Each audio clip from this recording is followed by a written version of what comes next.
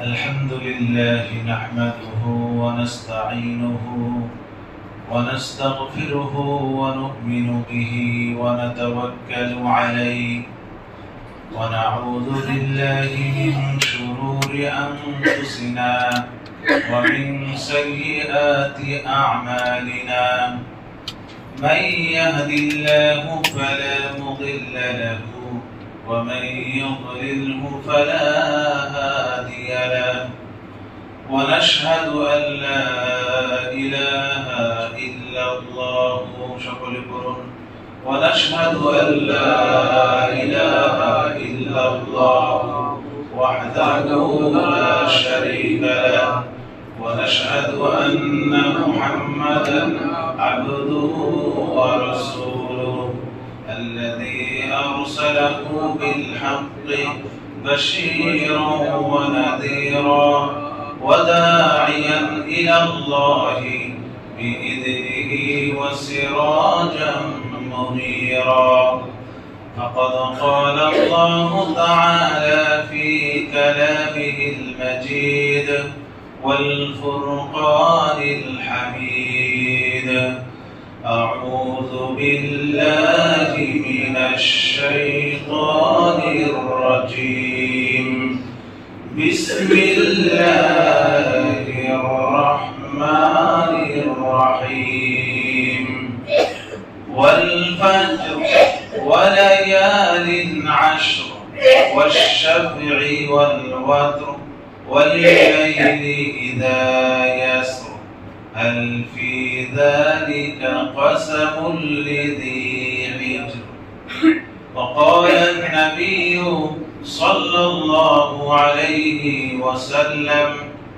ما من أيام العمل الصالح فيها أحب إلى الله تعالى من هذه الأيام أو كما قال عليه الصلاة والسلام صدق الله العظيم وصدق رسوله النبي الكريم ونحن على ذلك من الشاهدين والشاكرين والحمد لله رب العالمين شكر درود الشريف اللهم صل على محمد وعلى آل محمد كما صليت على إبراهيم وعلى آل إبراهيم إنك حميد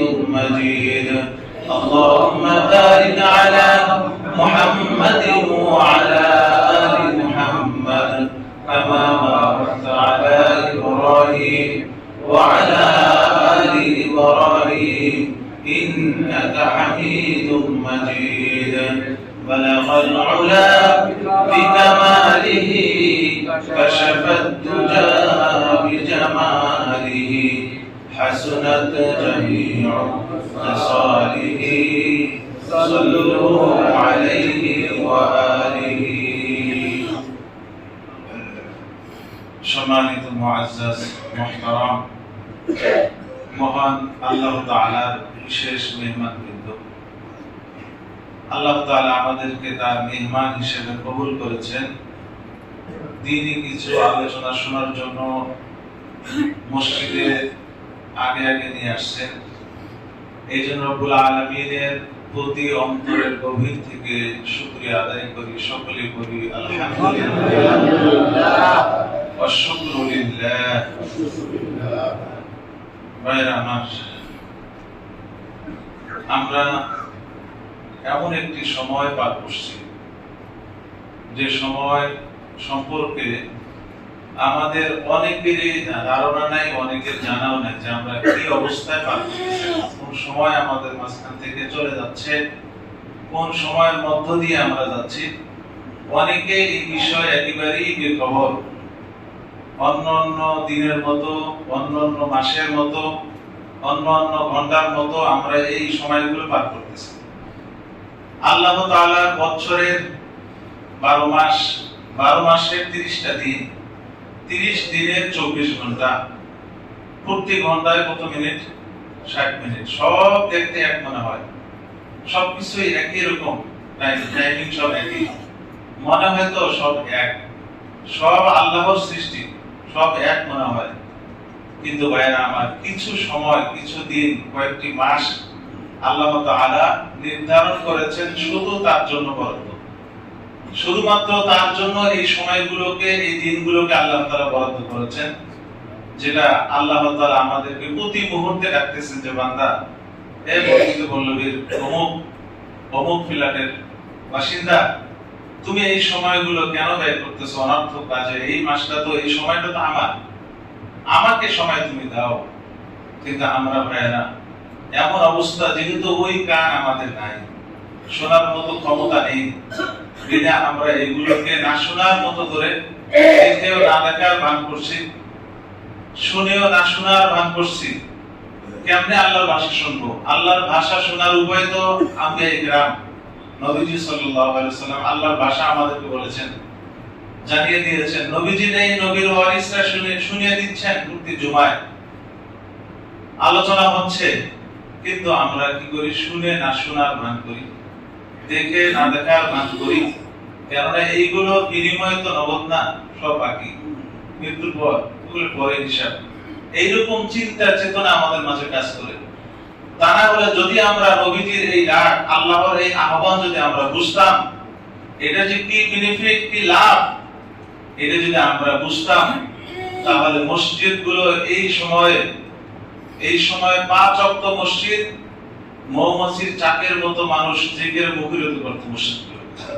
যদি আমরা এর কদর বুঝতাম, যদি এর মূল্য আমরা বুঝতাম, তাহলে আমরা যেভাবে এখন অল্প সংখ্যক লোক বসে আমরা মাত্র আলোচনা শুরু করেছি, একটু পর শুরু হবে আস্তে আস্তে, খুতবার সময়, খুতবার পরেও মানুষ ঘুরে যাবে। যদি এর ফজিলত আর এই সময়টা আমরা বুঝতাম কদর, তাহলে দেখতেন 12টার ভিতরে পুরো মসজিদ, বারান্দা এবং মাঠ সহ ভরে যেত এই দিনের এবং এই সময়ের ফজিলত এবং এই সময়ের মূল্য দেওয়ার জন্য আসতো মানুষ। আল্লাহ তাআলা আমাদেরকে তৌফিক দান করেন। আমরা জানি না আসলে আমরা কোন সময়, কোন মাসে অতিবাহিত হচ্ছি। জানলে ওই যে বললাম, না জানার ভান করছি ভাইরা আমার। অথচ নবীজি সাল্লাল্লাহু আলাইহি ওয়াসাল্লাম এই মাসে কি করেছেন? এই মাস জিলকাদা মাস বলা হয় এটাকে। আর মাত্র 4 দিন বাকি আছে। আজকে হলো জিলকাদার 26 তারিখ, আর সৌদি আরবে হলো আজকে 28 তারিখ। 2 দিনের তফাৎ আমাদের সৌদির সঙ্গে এবার চলতেছে। তো হয়তোবা ঈদের সময় একটু কমবে আর কি, তাদের 30 দিনে হবে, আমাদের 29 দিনে হবে, তখন একদিন ডিফারেন্স হবে। আমাদের তো 2 দিন চলতেছে ডিফারেন্স। এরকম খুব কম হয়, মাঝে মাঝে হয়। তো আমাদের আজকে 26 তারিখ, আর মাত্র কয়েকটা দিন আছে এই জিলকাদা মাসে বাকি আছে। তা আমরা শুধু মনে করে জিলহজে মানে সব, বাকি এগুলো সব অন্য দিনের মতোই। অথচ এই মাসের জন্য নবীজি সাল্লাল্লাহু আলাইহি ওয়াসাল্লাম কি করেছেন, আল্লাহ তাআলা কি বলেছেন এই মাস সম্পর্কে, এই মাসের কি তাৎপর্য, জিলকাদা মাসের এখনো সময় আছে। এই মাস এমন একটি মাস, যে মাসে নবীজি সাল্লাল্লাহু আলাইহি ওয়াসাল্লাম জীবনে যত উমরা করেছেন, জীবনে তার যত উমরা হয়েছে, সব উমরা এই মাসে করেছেন। তাহলে চিন্তা করেন এই মাসের রহস্য কি। নবীজি জিলকাদা মাস ছাড়া কোনো উমরা করেন নাই। তিনি যে 4টি উমরা করেছেন তার জীবনে, একটা হলো হুদাইবিয়ার উমরা, জিলকাদা মাসে করেছেন। পরের বছর 7ম হিজরিতে উমরাতুল কাজা, এটাও জিলকাদা মাসে করেছেন। এরপরে মক্কা বিজয় 8ম হিজরি, মক্কা বিজয়ের পরে নবীজি সাল্লাল্লাহু আলাইহি ওয়াসাল্লাম হুনাইনের যে যুদ্ধ হলো, যে এরানা, সেখানে হুনাইনের মাল, গনিমতের মাল বন্টন করলেন। সেখানে সবচেয়ে বেশি গনিমতের মাল লাভ করেছিলেন সাহাবায়ে কেরাম। বলা হয় 24,000 উট পেয়েছিলেন। সাধারণ বিষয়, কয় হাজার? 24,000 উট। একটা উটের দাম বাংলাদেশে কত বলেন? 1 কোটি ধরেন, 1 কোটি বা 50,000, 50 লক্ষ ধরেন। এইরকম 24,000 উট লাভ করেছেন গনিমতে। 40,000 বকরি লাভ করেছিলেন, বকরি, ভেড়া, দুম্বা, এগুলো আরো সোনা গয়না তো আছে। এত সম্পদ সাহাবাদের মাঝে, সাহাবারও ছিলেন হাজার হাজার। মক্কা বিজয়ের পরে নতুন সাহাবী, পুরাতন সবাই মিলে যুদ্ধে গেছিলেন, জিহাদে গেছিলেন। নবীজি সাল্লাল্লাহু আলাইহি ওয়াসাল্লাম গনিমতের মাল মক্কাবাসীদের মধ্যে বন্টন করে দিলেন, মুসলমানদের মধ্যে বন্টন করার পরে দিবাগত রাত জেরানা নামক জায়গা, হুনাইনে অবস্থিত এখনো রয়েছে জেরানা একটা মিকাত, সেখান থেকে তিনি রাত্রে ইহরাম বাঁধলেন উমরা।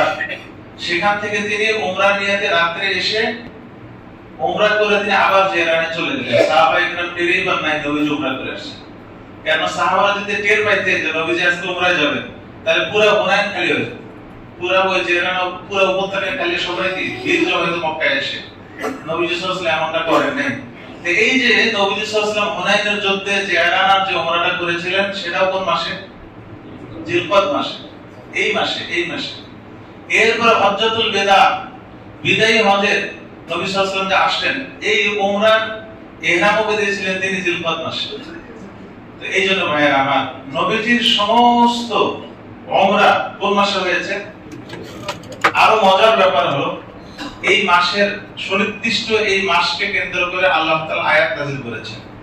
আল্লাহ তাআলা বলেন, আশ-শাহরুল হারাম ও বিশ-শাহরিল হারাম ওয়াল হুরুমাতুল কিসাস। নবীজি সাল্লাল্লাহু আলাইহি ওয়াসাল্লাম যখন হুদায়বিয়ার যুদ্ধে তিনি চুক্তি করলেন, এ ছিল জিলকদা মাসে, তখন সাহাবায়ে কেরাম ফিরে আসলেন।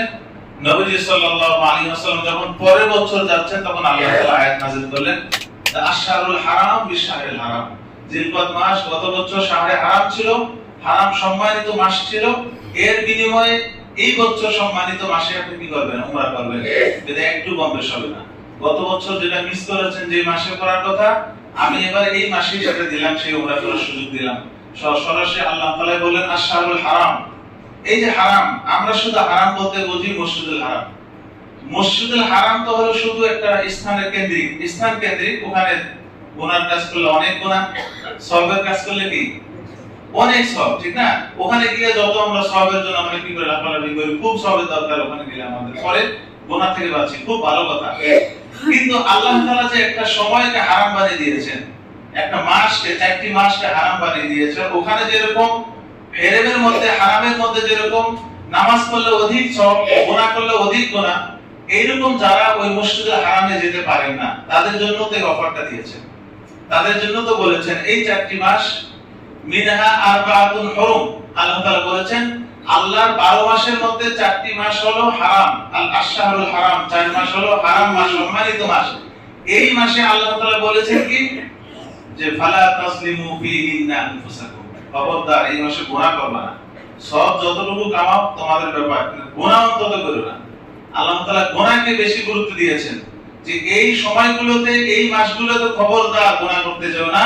এর মধ্যে গুনাহ কিন্তু অনেক হারে, অধিক হারে এটাকে বৃদ্ধি করে দেওয়া হয়। হেরেমের মধ্যে যেরকম গুনাহ বৃদ্ধি করা হয়, সব বৃদ্ধি করা হয়, এই মাসে, এই মাসগুলোতেও আল্লাহ তাআলা গুনাহ অনেক হারে বৃদ্ধি করেন। এইজন্য আল্লাহ তাআলা বললেন যে ফালা তাসলিমু ফীহিন্না আনফুসাকুম, নিজেদের নফসের উপর জুলুম করো না, গুনাহ কাজ করো না। আমরা তো এই বিষয়ে একেবারে অবগতহীন। এই মাসে যে হারাম মাস চলতেছে আমাদের, এই মাসে যে গুনাহ থেকে বেঁচে থাকতে হবে, এই মাসের কদর করতে হবে, এই মাসে চলতে ফিরতে জিকির আজকারের মধ্যে আমাদের থাকতে হবে, গুনাহ বর্জন করতে হবে। আমরা এই বিষয়ে একেবারে অবগত নই। আল্লাহ তাআলা আমাদেরকে তৌফিক দান করেন। আমি যেটা বলেছিলাম, আল্লাহ তাআলা এই মাসের আয়াত নাযিল করলেন আশ-শাহরুল হারামু বিশ-শাহরিল হারাম। এরপরে আসুন, এই মাস সম্পর্কে আল্লাহ তাআলা কোরআনে আরেক জায়গায় বলেছেন। আমরা জানি হযরত মূসা আলাইহিস সালামকে আমরা চিনি, ঠিক না? মূসা আলাইহিস সালাম, আল্লাহ তাআলা তাকে বলেছিলেন যে মূসা, তোমাকে একটা কিতাব দেব, এই কিতাবের বিধান অনুযায়ী তোমার উম্মতকে চালিয়ে দাও। মূসা আলাইহিস সালাম বললেন, আল্লাহ ঠিক আছে।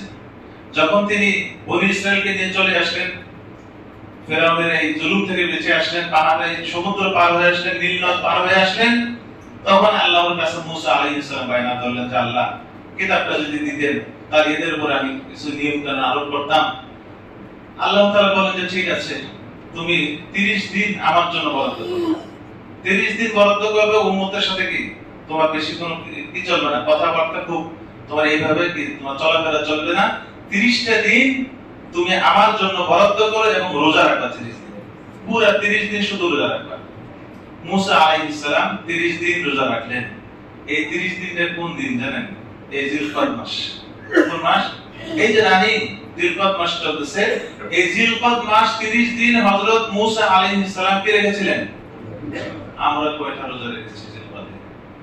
শাওয়ালের রোজা নিয়ে খুব গুরুত্ব আমরা দেই, কিন্তু জিলকদের রোজার ব্যাপারে একেবারে অবগত আমরা নই।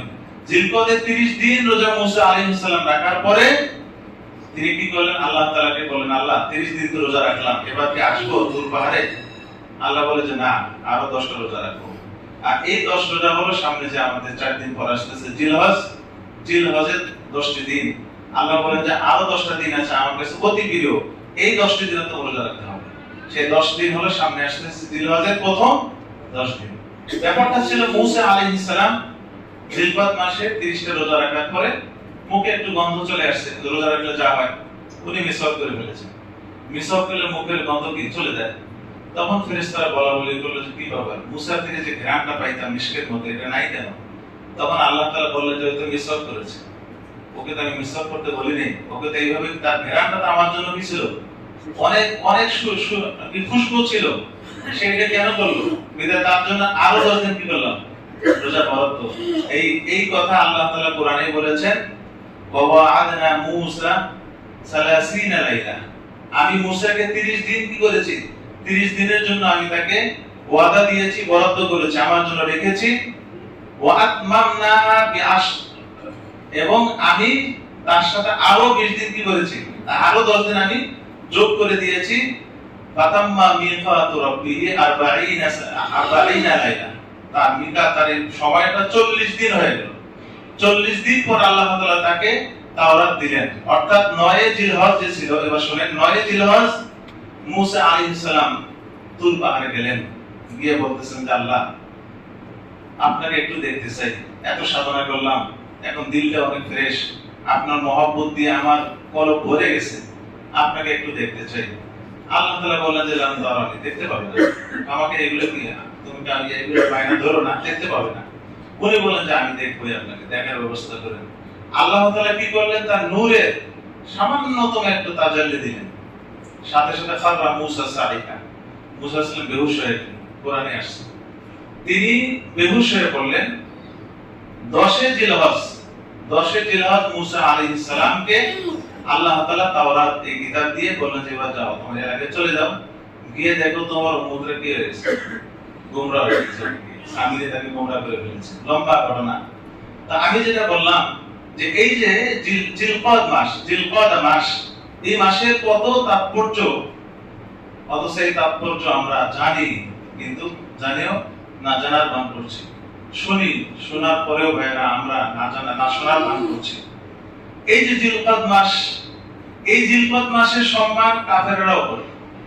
ওই আরবরা, ওই সময় জাহেলিয়াতের যুগের আরবরাও এই জিলকদের সম্মান করত, তারা জানতো যে এই মাসটা অনেক সম্মানী, যার কারণে এই জিলকদ মাসের নামে তারা দিয়েছে জিলকদা। জিলকদা মাসের নাম কেন বরণ করা হয়েছে? কাদা, আমরা জানি কাদা অর্থ হলো বসা, করুদ থেকে বসা। তা জিলকদা মানে বসার মাস। তার অর্থ হলো আরবরা এই মাসে বসে থাকতো, কারোর সাথে যুদ্ধ করতো না, কারোর সাথে কোনো হাঙ্গামা করতো না, তারা এই মাসটায় বসে থাকতো, কোনো হাঙ্গামা না করে তারা এই সময় রেস্ট নিত, যেন এই সময় কোনো গুনাহ না হয়ে যায়। এই জন্য তারা এই সময় বসে থাকতো, কিসের থেকে? যুদ্ধ করা থেকে।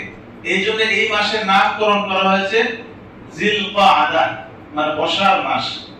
এই মাসে আমরা, এই মাসটা আমরা পেয়েছি, কত সুযোগ আমাদের জন্য, তবু আমরা এই সুযোগগুলোকে সদ্ব্যবহার করছি না। এই যে আমি এত কিছু বললাম, জিলকদ হারামের মাস, সম্মানিত মাস, জিলকদ এটা হলো হজের মাস, হ্যাঁ, অথচ জিলকদে কোনো হজের কাজ নাই, কিন্তু এই মাসে কোনো হজের কাজ কর্ম কিছুই নেই। গত মাস শাওয়াল গেছে, হজের মাস, এই মাসে কোনো কাজ কর্ম নেই, তবু এইগুলো হলো হজের মাস। কাকে লক্ষ্য করে?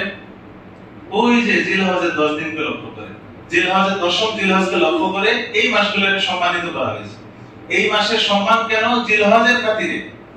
তাহলে এই মাসগুলোর সম্মান যা বললাম, এটা যদি হয়ে থাকে, রহস্য যদি এমন, যেটা আমাদের অনেকেরই জানা নেই, মূসা আলাইহিস সালামকে কেন এই জিলকদ মাসে রোজা রাখতে বলেন আমাদের জানা নেই।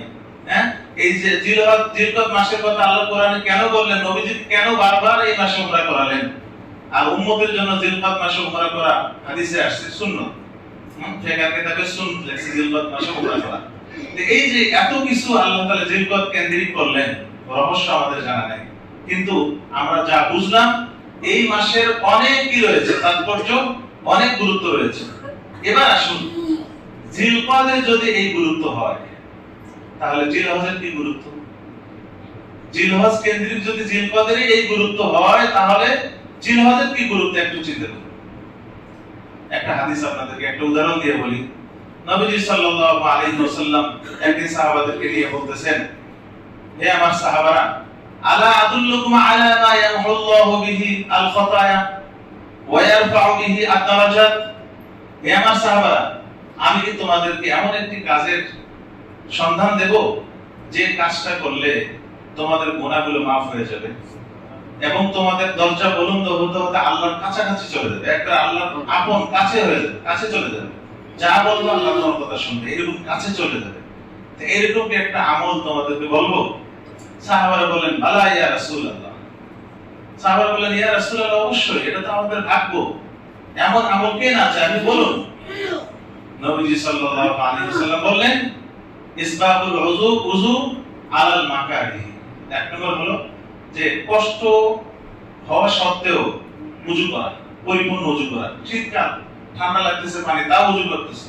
এমন জায়গায় রয়েছে যে পানির আকাল, পানির সংকট, পানি কিনে হলে ওযু করতে হচ্ছে, নিজের পকেট থেকে টাকা দিয়ে পানি কিনে ওযু করতে হচ্ছে, তো তাও কষ্ট সত্ত্বেও আমি কি করলাম? টাকা দিয়ে পানি কিনে ওযু করলাম।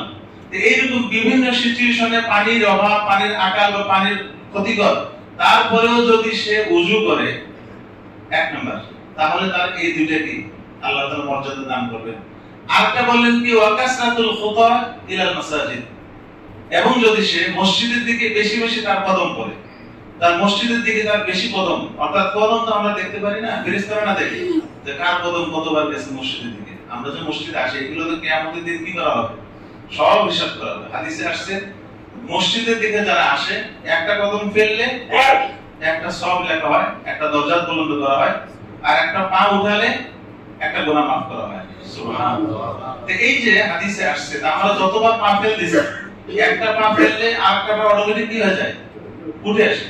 তো এই যে নবীজি বলেন যে একই কদমে, মানে একটা কদম ফেলার সাথে সাথে আরেকটা কদম উঠতেছে, যেটা পড়তেছে এটার দ্বারা একটা সওয়াব পাচ্ছি, একটা সওয়াব বলতে আল্লাহর কাছে, আল্লাহর নিকটে চলে যাচ্ছি, আর যে পাটা উঠাচ্ছি একটা করে গুনাহ কি হচ্ছে? তো এই যে নবীজি সাল্লাল্লাহু বললেন যে কাসরাতুল খুতা ইলাল মাসাজিদ, তিন নম্বর আমল নবীজি বলেছেন ইন্তিজারুস সালাহ বা'দাস সালাহ, নামাজের পরে আরেক নামাজের অপেক্ষায় থাকা। জুমার নামাজ পড়ে গেলেন, বাসায় খাওয়া দাওয়া ঘুম সব পারতেছেন, কিন্তু অ্যালার্ম দিয়ে রাখছেন যে আমার আসরের নামাজ যেতে হবে। আবার আসরের পরে দুনিয়াবি কাজে ব্যস্ত, কিন্তু মাথায় কাজ করতেছে আমার কোথায় যেতে হবে? আমার মসজিদে যেতে হবে, মাগরিবের নামাজ আছে। মাগরিবের নামাজের পরে বিভিন্ন কাজ করতেছেন, কিন্তু মাথায় আছে আমার কিসের নামাজ পড়তে হবে? এশার নামাজ। এশার পরে কি ঘুমাচ্ছেন, কিন্তু ঘরের মধ্যে কি দিয়ে রাখছেন? অ্যালার্ম দিয়ে রাখছেন যে আমার কি করতে হবে? ফজরের নামাজ জামাতে গিয়ে পড়তে হবে। এই যে এটাকে বলা হয় ইন্তিজারুস সালাহ বা'দাস সালাহ, নামাজের পরে আরেক নামাজের অপেক্ষা। নবীজি বলেন যে এই তিনটা কাজ যে ব্যক্তি করবে তার জন্য দুইটা লাভ। একটা হলো তার গুনাহগুলো maaf করে দেওয়া হবে, আরেকটা হলো সে আল্লাহর অনেক কাছাকাছি চলে যাবে। সুবহানাল্লাহ। মুহাদ্দিসিনরা কি বলেন এবার শুনুন। মুহাদ্দিসিনরা বলেন যে এই তিনটা আমল, তিনটাই কিন্তু নামাজ কেন্দ্রিক। প্রথমটা হলো কি, ইসবাগুল উযু। উযু মানুষ কেন করে? নামাজের জন্য। দুই নম্বর হলো কি করা? মসজিদের দিকে বেশি বেশি তার কদম পড়া, মানে মসজিদে বারবার যাতায়াত করা নামাজের জন্য। এই মসজিদে মানুষ কেন আসে? নামাজের জন্য। তিন নম্বর হলো নামাজের পরে আরেক নামাজের অপেক্ষা। এটা কোন নামাজ? মসজিদে জামাতের নামাজ। তাহলে এই যে প্রত্যেকটা আমলই কোন কেন্দ্রিক? নামাজ কেন্দ্রিক। মুহাদ্দিসিনরা বলতেছেন যে এই তিন আমলের এই ফজিলত যদি শুধুমাত্র এই তিনটার ফজিলত এমন হয়ে থাকে যেগুলো নামাজ কেন্দ্রিক, তাহলে নামাজের ফজিলত কি? তাহলে নামাজের ফজিলত কি একটু চিন্তা করলে বোঝা যায় যে এইগুলোরে যদি নামাজ কেন্দ্রিক, যেগুলো নামাজের বাইরে জিনিসগুলো যদি এত ফজিলত হয়, তাহলে মূল নামাজের কি ফজিলত হয়?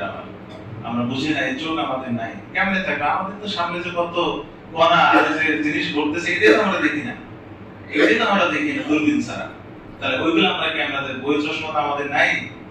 নবীজি সাল্লাল্লাহু আলাইহি ওয়াসাল্লাম বলেছেন যে মুয়াজ্জিনের কিয়ামতের দিন সবার উপরে তার কি, সেরকম তার কি থাকবে? অর্থাৎ তার সবার উপরে সে থাকবে, মর্যাদাবান হবে। হাদিসের মর্ম হলো মর্যাদাবান হবে। তা নবীজি তো কোনোদিন মুয়াজ্জিন করেনি, তাহলে কি নবীজির চেয়েও কি সে মর্যাদাবান হবে? এটা হলো প্রশ্ন। নবীজি বলেছেন কিয়ামতের দিন মুয়াজ্জিনের মাথা সবচেয়ে উঁচু হবে, সবাই উপরে থাকবে। নবী যদি কোনোদিন মুয়াজ্জিন করেন, একদিন আযান দেন নাই নবীজি, তাহলে নবীজি বা যারা ইমাম, এখানে প্রশ্ন হলো তাহলে ইমামের চেয়ে মুয়াজ্জিনের মর্যাদা বেশি কিনা? মুহাদ্দিসিনরা বলেছেন, কথাটা কে বলেছেন হাদিসটা? নবীজি। তা নবীজি ইমাম হয়ে যদি মুয়াজ্জিনের এই মর্যাদা বলেন, তাহলে ইমামের কি মর্যাদা? ব্যাপারটা বুঝতে পেরেছি? মুয়াজ্জিনের যদি এই ফজিলত হয়, তাহলে ইমাম, নবীজি বা ইমাম যারা, তাদের কি মর্যাদা হবে? আমি জিনিসগুলো বুঝাচ্ছি হলো আপনাদেরকে একটু উদাহরণ দিয়ে, যে জিলকদ মাসের যদি এই মর্যাদা হয়, তাহলে জিলহজ মাসের কি মর্যাদা? এই মর্যাদা বলতে গিয়ে আল্লাহ তাআলা এবার কসম করে বলছেন, ওয়াল ফাজর, জিলহজ মাসের 10 তারিখ ঈদুল আযহার দিনের ফজরের কসম করে বলছি। আল্লাহ তাআলা বলতেছেন, কসম কিন্তু জিলহজ মাসের করেন নাই। কোন মাসে করছেন? জিলহজ মাসের 10 তারিখের ফজরের কসম করে আমি বলছি, হে আমার বান্দারা, ওয়ালায়ালিন আশর, জিলহজ মাসের প্রথম 10 রাতের প্রথম 10 দিনের কসম করে আমি বলছি, কসম করে বলছি। এরপর বলছেন ওয়াশাফিঈ ওয়াল ওয়াতর, ওয়াশাফা মানে জোর, জোর হলো জিলহজের 10 তারিখ জোর রাত, 10 তো জোর না, আর 9 হলো কি বিজয়। ওয়াশাফিঈ ওয়াল ওয়াতর, জিলহজের 10 তারিখের শপথ করে বলছি, ওয়াল ওয়াতর, এবং জিলহজের 9 তারিখ বিজয় রাত, আরাফার রাত, আরাফার দিনের আমি শপথ করে বলছি, ওয়াল লাইলি ইযা ইয়াস, এবং রাত যখন গত হয় সেই রাতের শপথ করে আমি বলছি, হাল ফি যালিকা কসামুল লিযি হিজর। এখানে আল্লাহ তাআলা অনেকগুলো শপথ করেছেন, তারপরে আমাদেরকে উপদেশ দিচ্ছেন। আমি যেটা বলতে চাচ্ছি, আল্লাহ তাআলা দেখুন এই জিলহজের শপথ শুরু করলেন, শপথ অন্য কিছু দিয়ে করেন না, জিলহজের এই 10 দিন 10 রাত কেন্দ্রিক আল্লাহ তাআলা শপথ করলেন, এবং আল্লাহ তাআলা তার নবীর মাধ্যমে এটাকে ব্যাখ্যা করে দিলেন। ব্যাখ্যা কেমনে করলেন? হাদিসে নবী সাল্লাল্লাহু আলাইহি ওয়াসাল্লাম বলেছেন, হাদিসটা খুব মনোযোগ দিয়ে শুনবেন। এই হাদিস যদি খুব দিল দিয়ে আমরা শুনি, অন্তর দিয়ে, অন্তরের কান দিয়ে যদি শুনি, তাহলে কি হতো? মসজিদগুলো বলছিলাম মৌমাছির চাকের মতো মসজিদগুলোতে জিকিরের আওয়াজ, তেলাওয়াতের আওয়াজ, নামাজের মধ্যে কি মানুষের ভিড় লাগতো। কে সামনে কাতারে নামাজ পড়বে আগে আগে চলে আসতো। প্রথম দিন কাতারে ফজিলত হাদিসে আসে, প্রথম দিন কাতারে নেওয়ার জন্য মানুষ বেকুল হয়ে যেত। এই জন্য ভাইরা আমার, হাদিসটা নবীজি সাল্লাল্লাহু আলাইহি ওয়াসাল্লাম আয়াতে তাফসীরে বলতেছেন, মা মিন আইয়ামিন, যে সারা পৃথিবীতে এমন কোন দিন নাই যে আল আমালু সালিহ ফিহা, সেই দিনে নেক আমল করলে আহাব্বু ইলাল্লাহ, আল্লাহর কাছে অতি প্রিয় হবে, এমন কোন দিন নাই। যে অন্যান্য দিনে আমল করলে আল্লাহর কাছে খুব প্রিয় হবে, এমন কোন দিন নাই। তবে মিন আইয়ামিল আশর, মিন হাযিল আইয়াম, এই 10 দিন ছাড়া, অর্থাৎ জিলহজের প্রথম 10 দিন ছাড়া অন্য যে কোনো দিনে আপনি যত আমল করেন সব পাবেন, কিন্তু আল্লাহর কাছে প্রিয় হলো কোন দিন? অতি প্রিয় কোন দিন? প্রথম 10 দিন, যেটা সামনে আমাদের আগামী মঙ্গলবার থেকে হয়তো শুরু হবে। আজকে 26 তারিখ, 3 দিন রয়েছে, 3 দিন পরে হয়তো আপনার 4 হতে পারে জিলহজ আরম্ভ হবে। এই দিনগুলো আরম্ভ হচ্ছে আমাদের কাছে এমন ভাবে আমাদের সামনে আসতেছে যে আল্লাহ অপেক্ষায় আছে যে তুমি আমার প্রিয়তম দিনে তুমি আমার প্রিয় বান্দা হতে পারো কিনা, তুমি আমার প্রিয় বান্দা হতে পারো কিনা। নবীজি সাল্লাল্লাহু আলাইহি ওয়াসাল্লাম কসম, আল্লাহ তাআলা কসম করলেন, নবীজি সাল্লাল্লাহু আলাইহি ওয়াসাল্লাম তার ব্যাখ্যা করে বললেন, এই দিনে বেশি বেশি তাসবিহ পাঠ করতে বলা হয়েছে, এই 10 দিনে বেশি বেশি আমল করতে বলা হয়েছে। এবার চিন্তা করুন যে আল্লাহ তাআলা কসম কেন করলেন? আল্লাহ তাআলা কেন কসম, এমন কি আল্লাহ তাআলার এখানে প্রয়োজন ছিল যে আল্লাহ তাআলা কসম করলেন যে ফজরের কসম, জিলহজের প্রথম 10 দিনের কসম? এই কসমের রহস্য কি? অনেক রহস্য রয়েছে, তার মধ্যে কিছু রহস্য বলা হয় যে এই দিনগুলোতে এমন কিছু বৈশিষ্ট্য আল্লাহ তাআলা দিয়েছেন যে বৈশিষ্ট্যগুলো অন্য কোনো দিনে দেওয়া হয়নি। এই দিনের মধ্যে আল্লাহ তাআলা এমন কিছু আমল, এমন কিছু বিষয় দিয়েছেন যে বিষয়গুলো অন্য দিনে করা যায় না, এই দিনেই করা হয়। যেমন হজ, এই হজ জিলহজ মাসের 10 তারিখ ছাড়া আপনি অন্য মাসের 10 তারিখে হজ পালন করলে হবে? হবে না। আরাফা যদি আপনি অন্য দিনে পালন করেন হবে? হবে না। আপনি যদি কুরবানি করেন অন্য মাসের 10 তারিখে হবে? হবে না। এইরকম বিভিন্ন এখানে কি রয়েছে, আমল রয়েছে, যে আমলগুলো শুধু এই মাসের জন্য প্রযোজ্য, অন্য মাসে এগুলো করা যায় না। অথচ অন্য মাসের আমলগুলো এই মাসে কি করা যায়? অন্য মাসের সব আমল এই মাসে করা যায়, কিন্তু এই মাসের কিছু আমল কি করা যায় না, অন্য মাসে করা যায় না। এই জন্য নবীজি সাল্লাল্লাহু আলাইহি ওয়াসাল্লাম বলেছেন, পৃথিবীর যত দিন রয়েছে, রমজান হোক আর অন্য কিছু হোক, এর চেয়ে গুরুত্বপূর্ণ দিন হলো এই 10টা দিন। এবার বলি, এই যে 10 দিন, এইরকম 3টি 10 দিন রয়েছে, যে 3টি 10 দিনে ব্যাপারে আমাদের নবী সাল্লাল্লাহু আলাইহি ওয়াসাল্লাম সাহাবায়ে কেরাম আল্লাহর ওলিরা বেশি গুরুত্ব দিতেন। 3টি 10 দিন রয়েছে, তার মধ্যে একটি 10 দিন হলো রমজানের শেষ 10 দিন। রমজানের শেষ 10 দিন অনেক গুরুত্ব। কেন গুরুত্ব? কেননা এই 10 দিনের ভিতরে কি খুঁজতে হয়? লাইলাতুল কদর খুঁজতে হয়, লাইলাতুল কদর পাওয়া যায়। এইজন্য ওই 10 দিনের খুব গুরুত্ব। পরিষ্কার হাদিসে রয়েছে 10 দিন নবী সাল্লাল্লাহু আলাইহি ওয়াসাল্লাম ইতিকাফ করেছেন, সবাইকে ডাক দিয়ে উঠাতেন, জাগ্রত করতেন, তাহাজ্জুদ পড়ো, পুরো আয়োজন ছিল আমলের। এরপর আরেকটা 10 দিন রয়েছে, সেটা হলো এই যে সামনে আসতেছে জিলহজের প্রথম 10 দিন। এই প্রথম 10 দিনের ব্যাপারে আল্লাহ তাআলা স্বয়ং কি করেছেন? কসম করেছেন। নবীজি এর আমল বলে গেছেন কি কি আমল করতে হবে, আমি সেটা আপনাদেরকে জানাবো কি আমল করবেন। এরপরে আরেকটা 10 দিন রয়েছে সামনে, সেটা হলো মুহররমের 10 দিন। এটা 10 দিন মুহররমের প্রথম 10 দিন। এই মুহররমের প্রথম 10 দিনেও যত আমল করবেন অন্য মাসের চেয়ে কি অনেক হারে কি করা হয়? বৃদ্ধি করা হয়। এইজন্য ভাইরা আমার এই 3টি 10কে আমরা অবশ্যই যেন মনে রাখতে পারি। রমজানের 10 দিন, শেষের 10 দিন, জিলহজের প্রথম 10 দিন, মুহররমের প্রথম 10 দিন। এবার আসুন এই দিনগুলোতে আমরা কিভাবে আমল করব। এই দিনগুলোর আমলগুলো কি? বিভিন্ন হাদিসের কিতাব থেকে আপনাদেরকে কিছু আমল শিখিয়ে দিচ্ছি, এগুলো মুখস্থ করবেন এবং চাঁদ ওঠার সাথে সাথে আমল আরম্ভ করে দেবেন। পারবেন তো ইনশাআল্লাহ? প্রথম আমল যেটা করবেন, আগামী সোমবার দিবাগত রাত চাঁদ দেখার চেষ্টা করবেন, বা কানে খবর আসলে সাথে সাথে ছাদে যাবেন, বা যে কোনো ভাবে চাঁদ দেখার চেষ্টা করবেন। চাঁদ না দেখলেও এই দোয়াটা করবেন। চাঁদ দেখে যে দোয়া করতে হয়, এই দোয়াটা আপনারা অবশ্যই মুখস্থ করে ফেলবেন এবং ওই দিনকে আপনারা যত্ন করা শুরু করবেন। প্রথম দিন থেকে জিলহজের 10 তারিখ কোরবানির দিন পর্যন্ত অন্তত এই 10টা দিন খুব যত্ন করবেন, একেবারে আদর করবেন। খুব সন্তানদেরকে যেভাবে আপনাকে গাইড করেন, আদর করেন, যত্ন করেন, এই দিনগুলোকে এইভাবে যত্ন করার চেষ্টা করবেন। যখন চাঁদ উঠবে সাথে সাথে চাঁদ দেখে বলবেন আল্লাহুম্মা আহিল্লাহু আলাইনা বিল আমনি ওয়াল ঈমান ওয়াস সালামাতি ওয়াল ইসলাম রব্বি ওয়া রাব্বুকাল্লাহ। কার মুখস্থ আছে একটু বলেন। অথচ আমরা তো আছে 17 জন 20 জন, বাকিদের কেন নাই ভাই? আমার করতে হবে। এটা তো প্রতি মাসে এই দোয়াটা আমাদের করতে হয়। এই দোয়াটা আমাদের একবারে জিকিরের মতো মুখস্থ করা। এই দোয়ার মধ্যে অনেক গভীরতা এবং অনেক তথ্য এবং অনেক দোয়া রয়েছে, অনেক বরকতের দোয়া রয়েছে। আমার নিরাপদের দোয়া এখানে রয়েছে, শান্তির দোয়া এখানে রয়েছে। যে আল্লাহ পুরো মাসটা আমাকে শান্তি দিয়ে ভরায় দেন, পুরো মাসটা আপনি বরকত দেন, পুরো মাসটা আমাকে নিরাপদ রাখেন। এই যে বড় বড় দুর্যোগ আসে, এই দোয়াগুলো যদি আমরা ঠিকঠাক ইখলাসের সাথে করি, অনেক বড় বড় দুর্যোগ থেকে, অনেক বড় অ্যাক্সিডেন্ট, দুর্ঘটনা থেকে আল্লাহ তাআলা হেফাজত করবেন। এই জন্যই তো নবীজি সাল্লাল্লাহু আলাইহি ওয়াসাল্লাম এই দোয়াগুলো শিখিয়েছেন। এগুলো তো শুধু পাখির মতো পড়ার জন্য না, এগুলো তো মর্ম রয়েছে, এগুলোতে একটা কি হাকিকত রয়েছে, বাস্তবতা রয়েছে। আমরা ইনশাআল্লাহ এই দোয়া সকলে মুখস্থ করে ফেলবো। আল্লাহুম্মা আহিল্লাহু আলাইনা, বলেন, বিল আমনি ওয়াল ঈমান ওয়াস সালামাতি ওয়াল ইসলাম রব্বি ওয়া রাব্বুকাল্লাহ। এই দোয়াটা পড়ে নেবেন। তারপরে কি করবেন? তারপরে দ্বিতীয় আমল হলো তাকবীরে তাশরিক করা আরম্ভ করবেন। আল্লাহু আকবার, আল্লাহু আকবার, লা ইলাহা ইল্লাল্লাহ, আল্লাহু আকবার, আল্লাহু আকবার, ওয়া লিল্লাহিল হামদ। আমরা তাকবীরে তাশরিক শুধু ঈদের দিনে বানাই দিয়েছি। মনে করে শুধু ঈদের দিন পড়তে হবে, অন্য দিন পড়া বিদআত, করা যাবে না। অথচ সুন্নাত জিলহজ মাসে চাঁদ দেখার পর থেকে ঈদের দিন পর্যন্ত এই তাকবীরে তাশরিক করা সুন্নাত। এটা সুন্নাত আমল। অন্য দিন বিদআত। অন্য দিন বিদআত কেমনে? এটা আমি পরে বলতেছি। এই হলো আপনার কি তাকবীরে তাশরিক করবেন। তাহলে ঈদের চাঁদ ওঠার পর প্রথম আমল চাঁদ দেখার আমল, 2 নম্বর আমল কি? তাকবীরে তাশরিক। আশা করি এটা সকলে মুখস্থ আছে, ছোটবেলা থেকে শুনে আসছেন, পড়ে আসছেন। তাকবীরে তাশরিক করবেন, আল্লাহর বরকত ঘোষণা করবেন।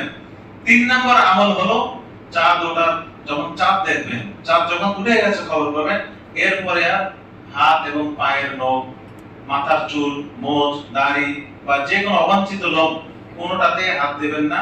যারা কুরবানি করবেন তারাই শুধু, যারা কুরবানি করার ইচ্ছা করছেন, আমি কুরবানি করব এই বছর, চাই আপনার উপর কুরবানি ওয়াজিব হোক আর আপনি গরিব হন, যেটাই হন, যদি ইচ্ছা করে থাকেন যে আমি এবার একটা কুরবানি দেব, এখন আপনার উপর ওয়াজিব হয়ে থাক আর না থাক, যদি দেওয়ার ইচ্ছা থাকে, নবীজি সাল্লাল্লাহু আলাইহি ওয়াসাল্লাম বলেছেন যে তাহলে চাঁদ ওঠার পর থেকে আর হাত দিও না। তাহলে চুলের যে কোনো চুল, অবাঞ্ছিত চুল এবং নখ কোনো কিছুতে হাত দেওয়া যাবে না। এটা হলো যারা হজ করতে গেছেন তাদের সাথে সাদৃশ্যের জন্য, যারা হজ করতে যান নাই তাদেরকে নির্দেশনা দেওয়া হয়েছে। এই আমলটা হলো মুস্তাহাব আমল। কি আমল? মুস্তাহাব। এখন যদি আপনি কাটলেন না, 2 দিন পরে আপনার চুল না কাটার টাইম হয়ে গেছে, অর্থাৎ নখ না কাটার 40 দিন পার হয়ে যাচ্ছে, তখন অবশ্যই কাটতে হবে। অর্থাৎ ধরেন সোমবারে আপনি কাটেন নাই, সোমবারে ছিল আপনার 38তম দিন, 38 দিন থেকে নখ কাটেন নাই, তাহলে চাঁদ উঠলো, 2 দিন পরে আপনি মাসলা দিতে দেন যে আমার তো চুল কাটা বন্ধ করছি, নখ কাটা বন্ধ করছি, তা কাটবো না, না, তখন আপনার জন্য ওয়াজিব হলো, জরুরি হলো এই মুস্তাহাবের চেয়ে আপনার নখ কাটা জরুরি, অবাঞ্ছিত নখ কাটা জরুরি। ব্যাপারটাকে বুঝতে পেরেছি? এই জন্য এই জিনিসটা আগে করবেন। সোমবারের মধ্যে আপনার যাদের অবাঞ্ছিত লোম, চুল, নখ যা আছে সব কেটে ফেলবেন। এরপরে নিয়ত করবেন যে আমি যে চাঁদ উঠলো আমি ছেড়ে দিলাম, ঈদের দিন পর্যন্ত এগুলোতে আমি হাত দেব না। পারবো তো ইনশাআল্লাহ? নবী সাল্লাল্লাহু আলাইহি ওয়াসাল্লাম পরিষ্কার এভাবে বলেছেন, মান আরাদা আন ইউযাফিয়া ফালা ইয়াখুযু মিন শা'রিহি ওয়া আসফারিহি শাইআন, আও কামা ক্বালা আলাইহিস সালাতু ওয়াস সালাম। 3 নম্বর যে আমলটা আমরা করব সেটা হলো রোজা রাখা। আমরা জিলহজের প্রথম 10 দিন চেষ্টা করব প্রতিদিন রোজা রাখার, তা না হলে একদিন পর পর রাখেন, তাও যদি না হয় কমপক্ষে 9 তারিখ রাখবেন, অর্থাৎ ইয়াউমুল আরাফা। ওই বললাম ওয়াশফি ওয়াল ওয়াতর, বিজয় রাতে কি রাখবেন রোজা, সেটা হলো আপনার 9 জিলহজ। এটা হলো ইয়াউমুল আরাফা।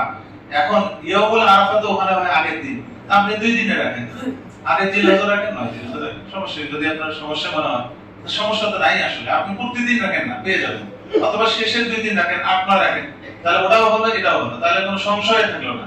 এই জন্য 4 নম্বর যে আমলটা বললাম সেটা হলো কি, রোজা রাখবেন বেশি বেশি। কেন হাদিসে আসছে এই জিলহজ মাসের প্রথম দশকে একটা রোজা হলো 1 বছরের রোজা সমতুল্য। সুবহানাল্লাহ। আর রাতটা হলো, এক রাতের আমল হলো লাইলাতুল কদরে আমল করার সমতুল্য। সুবহানাল্লাহ। এই জন্য এই দিনগুলোকে খুব যত্ন করবেন। এরপর আসুন 5 নম্বর যে আমলটা, কোরআন তেলাওয়াত করেন।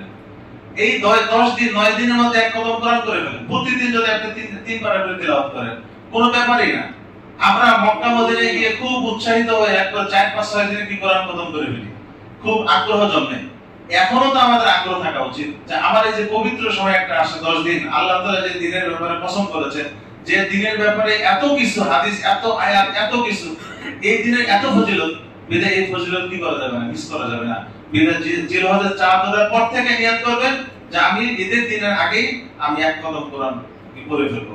এই জন্য মসজিদে এসে পড়েন, 5 ওয়াক্ত নামাজ যদি আপনি 20 মিনিট আগে আসেন, হ্যাঁ, এবং 20 মিনিট পরে যান বাসায়, 40 মিনিট 1 পারা হয়ে যাবে। তো 5 ওয়াক্ত যদি এমনটা করেন, তাহলে কয় পারা হলো প্রতিদিন? 5 পারা, নাই ধরলাম 5 পারা, 4 পারা হোক, তাও না ধরলাম 3 পারা হোক। প্রতিদিন যদি 3 পারা হয় তাহলে 10 দিনে 1 কদম সম্ভব।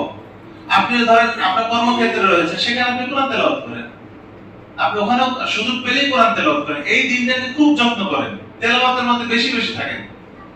এক নাতি নানাকে বলতেছে যে নানা উনি কোরআন কেমনে খতম করে এত অল্প সময়?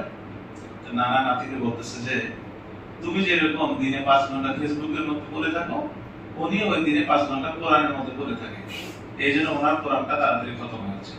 তাহলে বলুন আমাদের সময়গুলো আমরা দুনিয়াকে কত সময় দেই, পরিবারকে কত সময় দিচ্ছি, দুনিয়ার পেছনে কত সময় ব্যয় করতেছি, এই দিনের জন্য, আল্লাহর জন্য একটু সময় কি ব্যয় করা যায় না? অবশ্যই যায় ভাইরা আমার। এই জন্য কোরআন বেশি বেশি তেলাওয়াত করবেন। আরেকটি আমল বলি, সেটা হলো এই 10 দিনের মধ্যে বেশি বেশি জিকির করবেন, বেশি বেশি জিকিরের আমল করবেন। নামাজ, ফরজ নামাজের পরে যে জিকিরগুলো রয়েছে, এই বিষয়ে আমাদের এখানে আমরা কাজও করেছি। সূরা ইয়াসিন, সূরা ওয়াকিয়া, আগে এই জিকিরগুলো দেওয়া আছে। ফরজ নামাজের পরে কি কি জিকির আছে দেখে দেখে আমল করেন, আমলের জজবা তৈরি করেন। জিকিরগুলো চলতে ফিরতে সুবহানাল্লাহ, আলহামদুলিল্লাহ, ওয়ালা ইলাহা ইল্লাল্লাহু আল্লাহু আকবার, এগুলো সহজ কমন জিকির। কালিমা তয়্যিবা পড়েন, তাকবীর তাশরিক করতে থাকেন। এই জিকিরগুলো খুবই দরকার। আল্লাহু আল্লাহু লা শারীকা লা উশরিকু বিহি শাইআ, আল্লাহু আল্লাহু রাব্বি লা উশরিকু বিহি শাইআ। নবীজি বলেছেন এই জিকিরটা যে ব্যক্তি করে তার দুনিয়াবি কোনো পেরেশানি থাকে না। সুবহানাল্লাহ। এইজন্য এই জিকিরগুলো বেশি বেশি করবেন। এরপরে যেটা আমি বলবো, 7 নম্বর যেটা আমি বলবো, সেটা হলো যে এই দিনের মধ্যে, এই দিনগুলোর মধ্যে আপনি নফল নামাজ একটু বেশি বেশি করবেন। নফল নামাজ, ফরজ নামাজ তো পড়বেন, সুন্নত তো পড়েনি, কিন্তু এই দিনে একটু এক্সট্রা অতিরিক্ত আমল যেন আপনার নিজের মধ্যে নিজেকেই আপনি সান্ত্বনা দিতে পারেন যে এই 10 দিনে আমি একটু অতিরিক্ত কাজ করতেছি। সেটা কি? ধরুন ইশরাকের নামাজ পড়েন, মসজিদে ফজরের নামাজে আসছেন, 10-15 মিনিট অপেক্ষা করেন না, তারপরে ইশরাকের রক্ত হয়ে যাচ্ছে, ইশরাকের নামাজটা পড়ে বেরান। আপনি মক্কা মদিনা যাইতে পারেন নাই, মক্কায় গিয়ে হজ করতে পারতেছেন না, এখানে বসে আপনি হজের সওয়াব কামাই করেন। ইশরাকের নামাজ পড়লে একটি মাকবুল উমরা মাকবুল হজের কি দেওয়া হয়? সওয়াব দেওয়া হয়। এত বড় সুবর্ণ সুযোগ যেন হাতছাড়া না হয় অন্তত এই 10টা দিন। ইশরাকের নামাজ, ফজর নামাজের পরে মসজিদে বসে ইশরাকের রক্ত হলে সাথে সাথে আপনি 2 রাকাত নামাজ পড়ে নেন, এই একটা আমল করবেন। আরেকটা চাষের নামাজের আমল, 10টা 10:30টার দিকে 2 রাকাত বা 4 রাকাত নামাজ পড়ে নেন। নবীজি সাল্লাল্লাহু আলাইহি ওয়াসাল্লাম বলেছেন, হে আমার উম্মতেরা, তোমাদের যে 360টি কি আছে, তোমাদের জোড়া রয়েছে, গ্রন্থি রয়েছে, প্রত্যেকটার কিন্তু সদকা দিতে হবে। আর এগুলো সদকা হলো সুবহানাল্লাহ বলবা, আলহামদুলিল্লাহ বলবা, আল্লাহু আকবার বলবা, লা ইলাহা ইল্লাল্লাহ বলবা, এগুলো হলো সদকা। আর এগুলো যদি করতে না পারো তাহলে সকালে অন্তত চাষের সময় সালাতুদ দুহা নামাজ পড়ে নিও, সব আদায় হয়ে যাবে। সুবহানাল্লাহ। 360টি জোড়া সদকা আদায় হবে কয় রাকাত নামাজে? কমপক্ষে 2 রাকাত নামাজে। এইজন্য সালাতুদ দুহা চাষের নামাজ পড়ার চেষ্টা করবেন। ফজর জোহরের নামাজের আগে 4 রাকাত, পরে 4 রাকাত, পরে 4 রাকাত, এই 8 রাকাত যদি কেউ সুন্নত পড়ে, নবীজি সাল্লাল্লাহু আলাইহি ওয়াসাল্লাম বলেন তার উপর জাহান্নাম হারাম হয়ে যায়। সুবহানাল্লাহ। একদম সহিহ হাদিস এগুলো বলছি। এবং আসর আগে যদি কেউ 4 রাকাত নফল নামাজ পড়ে, সুন্নত যদি পড়ে, তাহলে আল্লাহর রহমত তার দিকে মুতাওয়াজ্জিহ হয়ে যায়, তার উপর আল্লাহর রহমত বর্ষণ হতেই থাকে, হতেই থাকে। এত ফজিলত, এত কিছু আমাদের সামনে এত রয়েছে। সামনে জিলহজের 10টা দিন অন্তত যত্ন করি আমরা, 10টা দিন অন্তত যত্ন করি। এরপরে আপনার যত্ন করতে হবে না, আল্লাহ এমনি আপনাকে যত্ন কি একটা তৌফিক দান করবেন। অন্তত নিয়ত করেন যে আমি 10টা দিন এগুলো একটু যত্নবান হই। এরপর যেটা করবেন, এই 10 দিনে বেশি বেশি সদকা করবেন। আল্লাহ যদি কোনো কারণে আপনার উপর বা আমার উপর যদি রাগ হয়ে থাকেন, সদকা করবেন, আল্লাহ তাআলা খুশি হয়ে যাবেন। সুবহানাল্লাহ। এবং মৃত্যু যদি কারো হয়, সদকার মাধ্যমে তার মৃত্যুর ভালো মৃত্যু হয়। ভালো মৃত্যু হয় কিসের কারণে? সদকার কারণে। বেশি বেশি সদকা করবেন। এই আমলগুলো অন্তত করে অবশ্যই আল্লাহ তাআলা আপনাকে আমাকে সকলকে আল্লাহ তাআলার মকবুল বান্দা হিসেবে কবুল করবেন। ওমা আলাইনা ইল্লাল বালাগ ওয়া মা তাওফীকি ইল্লা বিল্লাহ। আমরা যারা সুন্নাত পড়িনি কবুলের জন্য চাইলে সুন্নাত